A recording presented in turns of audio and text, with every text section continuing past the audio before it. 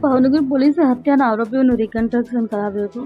ભાવનગર શહેરના ગંગાચોડિયા police station વિસ્તારમાં mobile ફોનની લેતી દેતી મામલે યુવકની હત્યાના કેસમાં ભાવનગર પોલીસ દ્વારા હત્યા કરનાર બંને ઇસમોને આજે બનાવ સ્થળે લઈ જઈ ઘટનાનું રિકન્સ્ટ્રક્શન કર્યું હતું।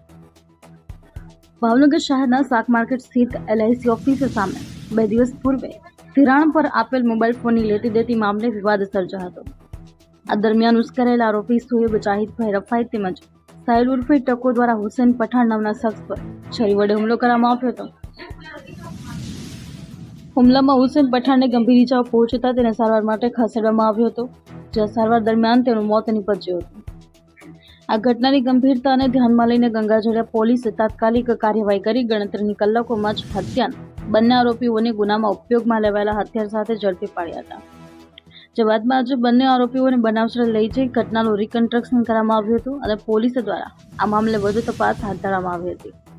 ગંગાચોડિયા પોલીસ સ્ટેશનના દરબારી કોઠા વિસ્તારમાં 2 દિવસ પહેલા મારામારીનો બનાવ બનેલ અને એ મારામારીનો બનાવ હત્યામાં પરિણમ્યો, જેની વિગત એવી છે કે આ કામના જે ભોગ બનનાર હુસેનભાઈ પઠાણ જે છે તે અને તેના ભાઈ આ કામના ફરિયાદી બંને દરબારી કોઠા વિસ્તારમાં હતા। દરમિયાન આ કામના બંને આરોપીઓ સોહેબ અને સોહિલ છરી લઈને આવેલા અને અગાઉ તેઓએ જે મોબાઈલ તેમજ 5,000 રૂપિયા જે આપેલા હતા તે બાબતે બંને વચ્ચે બોલાચાલી થઈ અને ઉગ્ર સ્વરૂપ ધારણ કર્યું અને છરી વડે હુમલો કરતા છાતીના ભાગે અને પગના ભાગે ગંભીર ઈજાઓ થઈ।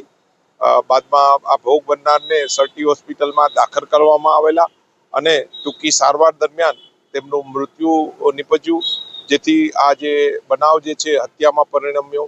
ગંગાચોડિયા પોલીસ સ્ટેશનમાં આ ખૂનનો ગુનો દાખલ કરી PI શ્રી વાઘેલા હાલમાં તપાસ કરી રહ્યા છે અને આ કામના બંને આરોપીઓને પોલીસે કોમ્બિંગ કરી પકડી લીધેલા છે અને અટક કરી અને નામદાર કોર્ટમાં રજૂ કરવામાં આવનાર છે।